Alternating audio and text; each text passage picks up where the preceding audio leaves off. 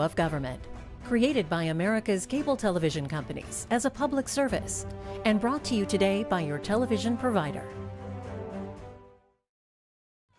Earlier today, Senator and Democratic Vice Presidential candidate Kamala Harris held a campaign rally with voters and supporters in Reno, Nevada. She spoke for half an hour.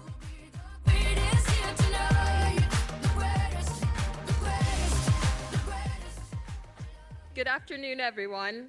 Thank you all for joining us today at the Robert Z. Hawkins Amphitheater. My name is Dom Hall, and I am Student Body President at the University of Nevada, Reno, representing the Associated Students of the University of Nevada. I am a senior at the university studying journalism with hopes of attending law school next fall. With a week until Election Day, I want to emphasize how important it is to allow your voices to be heard.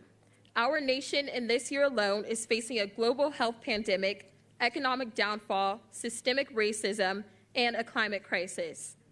It is imperative we elect leaders who will provide a strong, steady leadership in order to unite our country and deliver positive, meaningful results.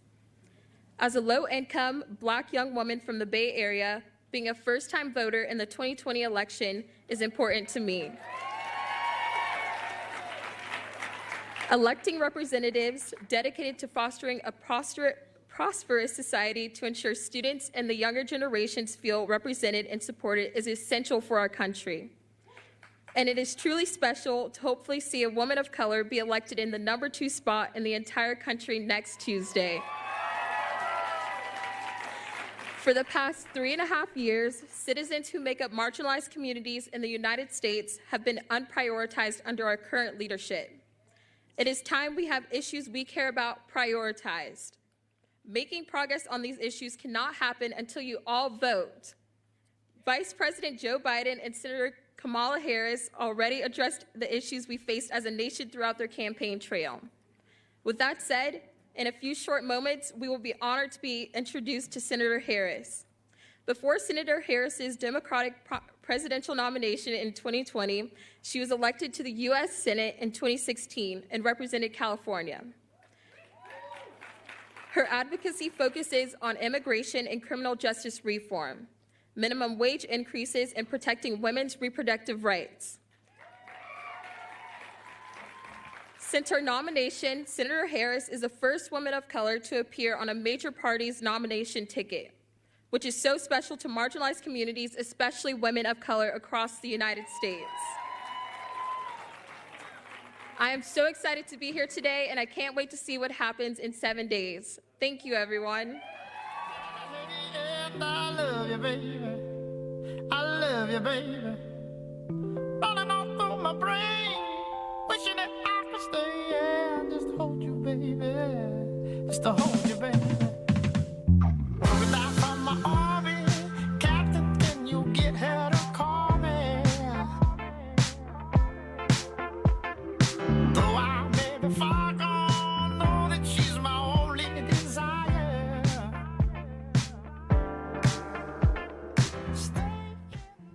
All right, Nevada, please welcome to the stage the next Vice President of the United States, Kamala Harris.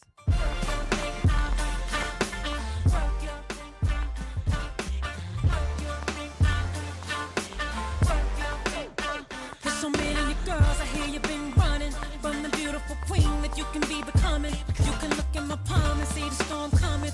Read the book of my life and see it overcoming. Just because the people ring on and they often criticize you for your skin tone.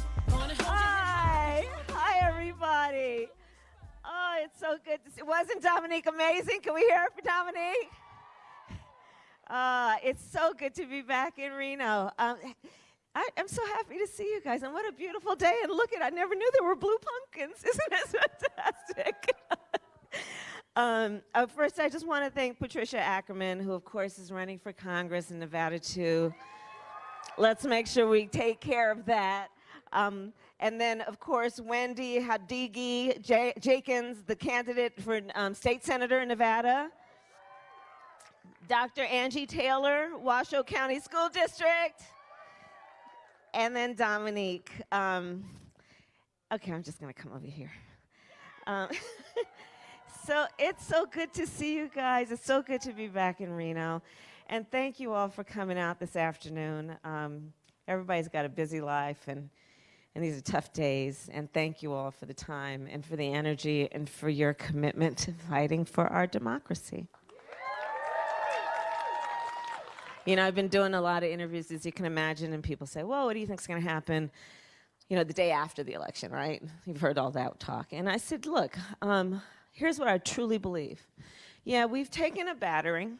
There's no question about it over these last 3.5 years. You know, if you think about our democracy as kind of a house, you know, yeah, the shingles have fallen off a little bit.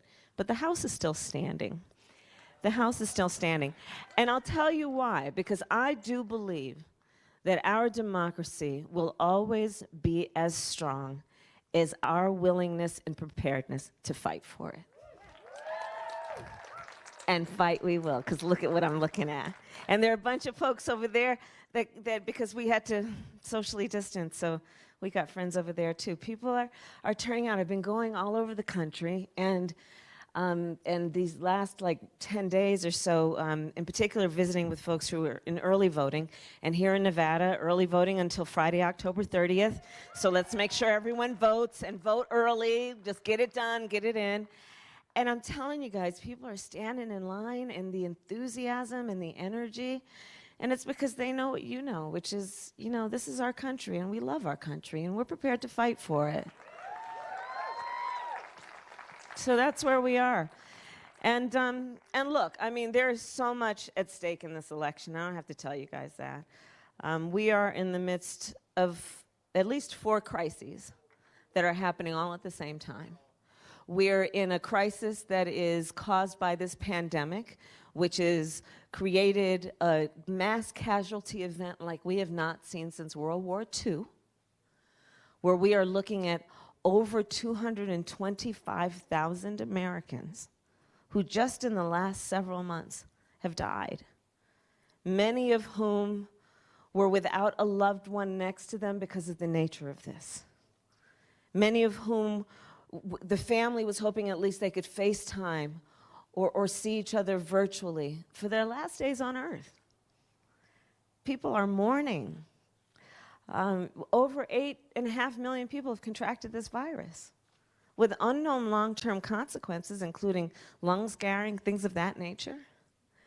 And the thing is that Donald Trump and Mike Pence, thanks to Bob Woodward, we know, knew back on January 28th that it is lethal, 5 times as deadly as the flu, that it could harm young people, that it is airborne, and they sat on that information. And then had the gall, the President of the United States, the Commander-in-Chief, whose first order of business should always be to protect the health and safety of the American people, sat on that information and called it a hoax. Can you guys imagine if you had known, if parents had known, if small business owners had known, if teachers had known what the president knew on January 28th, what you might have done to prepare? Because let's not forget, even before this pandemic, folks were hurting. Even before this pandemic, folks were working 2 and 3 jobs to try and get through the month and pay the bills. And in the America Joe Biden and I believe in, people should only have to work 1 job to pay the rent and put food on the table. People were hurting already. The average American family was struggling to have maybe $1,000 in savings. Can you imagine what folks might have done to prepare? Not to mention buy toilet paper? Right? And they sat on this information. And now, in the midst of a public health pandemic, Donald Trump and his boy, Bill Barr, are in the United States Supreme Court. I voted no on that vote last night for confirmation, by the way. They're in court right now suing to get rid of the Affordable Care Act that brought health care to over 20 million Americans, that said people with pre-existing conditions should not be denied access to coverage, people who have diabetes, high blood pressure, breast cancer, lupus. Do you know over 1 million Nevadans have pre-existing conditions? And they're in court right now trying to get rid of the Affordable Care Act. And it is a statement about who this person is. This president, who in the midst of the kind of suffering we are seeing, has and is continuing with this very weird obsession he has had since he ran for president to undo whatever Barack Obama created. It's a weird obsession, by the way. We don't need a president with weird obsessions, right? Let's just move beyond that thing too, right? We're in the midst of a public health crisis. We are in the midst of an economic crisis, being compared to the Great Depression, where over 30 million Americans in just the last several months had to file for unemployment. Here in Nevada, 1 in 7 families is describing their household as being hungry. We're in the midst of a hunger crisis in America. People aren't talking enough about that. In fact, I saw numbers that 1 in 5 mothers is describing her children under the age of 12 as being hungry. In Nevada, we are looking at 1 in 7 households who are finding it difficult if they don't have the ability to pay rent. In Nevada, 1 in 4 small businesses has gone out of business, and it's important to know that of the American workforce, almost half of the American workforce either runs a small business or works for a small business. The economic devastation is profound. And then when you listen to Donald Trump, even in the last debate, he's talking about we're rounding the corner. What is he saying? Rounding the corner. When people are struggling to keep a roof over their head. But here's the difference again. And the clear difference on all these issues. So on public health, Joe Biden is saying, let's expand the Affordable Care Act that Barack Obama and I brought into being. Let's bring down Medicare eligibility to age 60. Let's recognize that we need to bring down the cost of premiums and drug prices. Let's recognize that when we're talking about health care, the body doesn't just start from the neck down. It also requires health care from the neck up, calling mental health care. And let's expand that. And on the other hand, you have Donald Trump trying to get rid of the Affordable Care Act. On the economy, Joe Biden says, you want to ask me about how the economy is doing? Tell me how working people are doing. Tell me how working families are doing. Joe Biden says, we're not going to increase taxes on anyone making less than $400,000 a year. And we're going to make sure that working families don't pay more than 7% of their income in child care. And yes, we are going to raise the minimum wage, but we also know that's the minimum, and we need to invest in what we can do in terms of innovation and building infrastructure and investing in good union-paying jobs to build up the middle class in America. And on the other hand, you have Donald Trump, who when asked, how's the economy doing? He asked, well, how's the stock market doing? How are rich people doing? He passes as one of his first orders of business a tax bill benefiting the top 1% and the biggest corporations in America. Well, let me tell you something. Joe Biden and I are about to get rid of that and invest that money in working people in America. Put that money into building up our skills. Put that money into supporting small businesses so they can reopen and rehire. We're in the midst of a long overdue reckoning on the issue of racial injustice in America. And on the one hand, you have Joe Biden, who knows and has learned and studied America's history and has therefore the courage to say, Black Lives Matter. A term Donald Trump will never use. Will never use. Joe Biden says, let's deal with racial disparities. Let's recognize that African Americans and Latinos in our country are 3 times as likely to contract COVID and twice as likely to die from it. Let us deal with the racial wealth gap, where we know that black families own 1/10 of the wealth of other families. Let's deal with the racial disparities in our healthcare system, understanding black women are 3 to 4 times likely to die in connection with childbirth than other women. That's how Joe Biden thinks.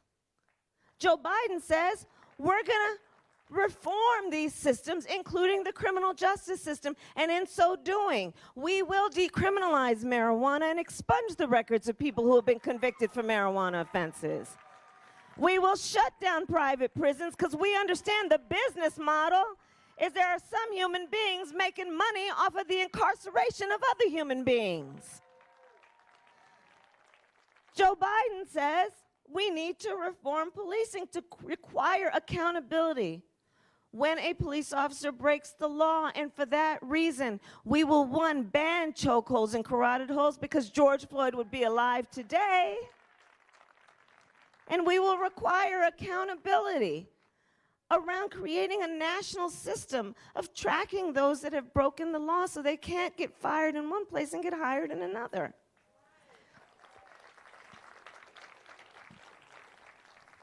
On the other hand, you have Donald Trump, who, remember, at the last debate, the one before this most recent one, refused to condemn a white supremacist group. And then doubled down and said, stand back and stand by. That on the heels of way back when, because there's a pattern, of on the issue of Charlottesville, where Americans were peacefully protesting racial injustice. A young woman was killed at that. And on the other side, there were neo-Nazis wearing swastikas, carrying tiki torches, and he had the gall to say, fine people on both sides. Has called Mexicans rapists and criminals. Had one of his first orders of business, a Muslim ban. And you see, this on this list of very clear contrasts is another of those issues before the American people. And on this issue, before the American people, is our ability to fight for a Joe Biden who understands that regardless of where you live, your race, your gender, your age, or the language your grandmother speaks, that we have so much more in common than what separates us, and it is time to end a supposed leader who is spending full time trying to sow hate and division among us. We want a unifier, and that's why we want Joe Biden.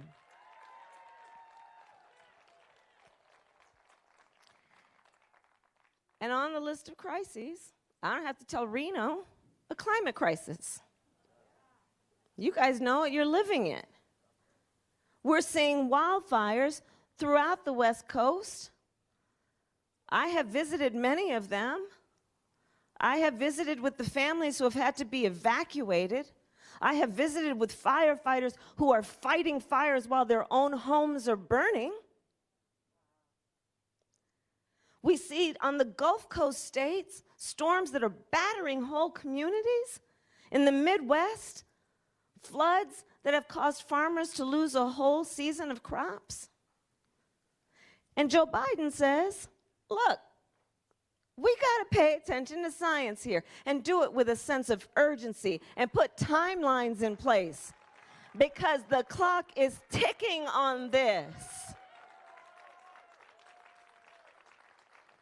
And Joe says, look, I also see the opportunity in the moment to save our planet, which is it also will allow us, if we're serious about it, to invest in infrastructure, invest in renewable energies, invest in the research and development that will allow us to save our planet, to save water, to save clean air and clean water. Joe sees that this is about building up the economy and jobs as much as anything. On the other hand, you have Donald Trump, who, okay, so he gets asked by some journalist about the wildfires. And the journalists ask him something like, so the scientists are telling us these extreme weather conditions are, causing this to happen. What do you have to say about that? The President of the United States of America, who is also the Commander-in-Chief of the United States of America, responds to that question by saying, "Science doesn't know." Well, yeah, Mr. President, science knows. Science knows, and we know. And we know it is time that we deal with these issues and stop playing into the special interests that you've been courting since you came in office. So these are some of the issues that are before us right now, and there are clear choices. There are clear choices, and we have within our power the ability to determine the future course of our country. We have it within our power. And this brings me to the point in Nevada and why I will keep coming back, and Joe has, you guys know it's why you're here. Nevada's going to help determine the outcome of this election. You are. You are. You are. And in that way, your vote is going to have an impact on people around the country, people you'll never meet, people who may never know your name. But because you guys are so powerful in your leadership and engagement, you're going to make the difference. And like I said, I've been traveling around the country, and one of the things that has become very clear to me is, sometimes people say, okay, well, is my vote going to matter? Why should I vote? And I think there are three reasons. One is to honor the ancestors, right? This year we lost the great John Lewis, who shed his blood on the Edmund Pettus Bridge for the right for Black Americans to vote. Shed his blood. And the thing I loved about John Lewis, who I knew, and he was just an incredible, incredible friend. John Lewis kept showing up there. On the subject of John Lewis, he was one of the first to show up and say, marriage equality is a core civil rights issue. He was one of the first to say, we need to deal with immigration and create a pathway and stop demonizing immigrants in America. John Lewis, right? So he and so many others shed that blood. We should honor that sacrifice. This year we celebrated the 100th anniversary of the 19th Amendment. All those badass suffragettes, oh, there are children here, but it's okay, okay. Mom said it's okay. All those suffragettes who marched, who couldn't hear no, who fought for our right to vote. And let's not remember, because we must be true to history and the facts of it all, that however, that Black women were not able to vote until 1965. So let's remember that. But honoring the ancestors is an important reason to vote. Two, everything that's at stake. And we went through the list, and there's so much more. That vote last night, I voted against her for a number of reasons. One, because it has been an illegitimate process from the beginning. To push through and cram through a nomination of someone while the American people are voting. Like, literally, we're not even talking about election season or election year. Tens of millions of people have voted. I think that the last number I saw was over 50 million people had voted or when the confirmation went down last night. Right? And the majority, by the way, of the American people are saying, let us choose who will be the next president of the United States, and let that person choose who will fill a lifetime seat on the highest court in our land that was previously occupied by the great Ruth Bader Ginsburg.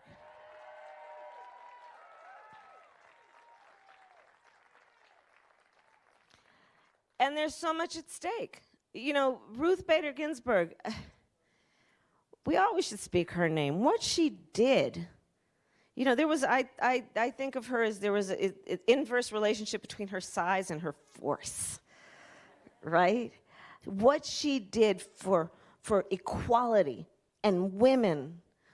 And now there's someone on the court who many of us opposed also because we know she has a track record which makes clear she wants to get rid of the Affordable Care Act. Now keep in mind, guys, in so doing, if they are successful in getting rid of the Affordable Care Act, among the other things we talked about, over 20 million people access to health care, people with pre-existing conditions being protected. You know what else will be at stake?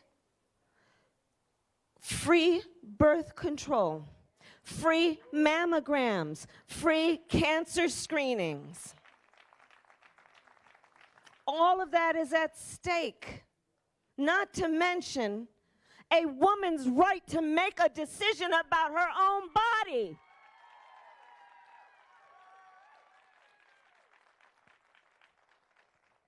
There's so much at stake.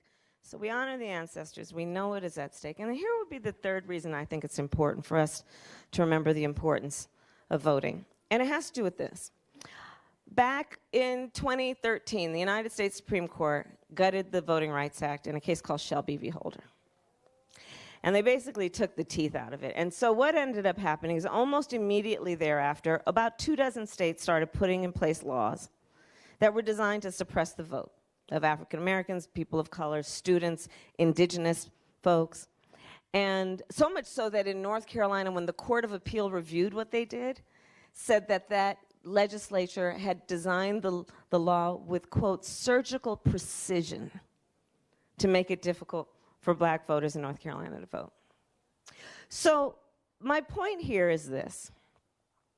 I think it's important to ask a question, which is, why are so many powerful people trying to make it difficult for us to vote? Why are they trying to confuse us about voting? Why are they trying to suggest that we can't trust the system? Why are they messing with the post office? My God, they're messing with the post office. The post office. And one must ask, why are they going through such an effort? And here's what I believe the answer is.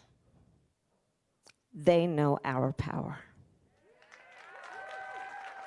They know our power. They know when we vote, things change. They know when we vote, we win. And so let's not ever let anyone take our power from us. It is our power to stand in those lines as long as necessary. We will bring our friends with us and have a good old time. But we know our power.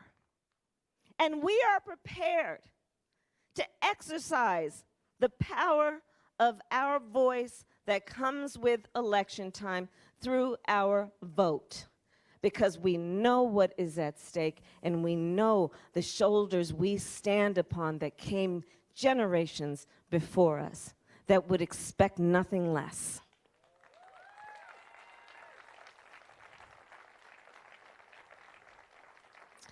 And so my last point is this. Years from now, because this moment will have passed, and years from now, our children, our grandchildren, and others, they will look at us. They will look in our eyes, each one of us, and they will ask us, where were you at that moment?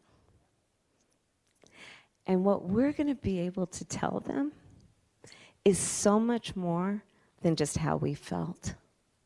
We are going to tell them what we did. We are going to tell them we were hanging out this beautiful day in the amphitheater in Reno with Kamala and all the friends.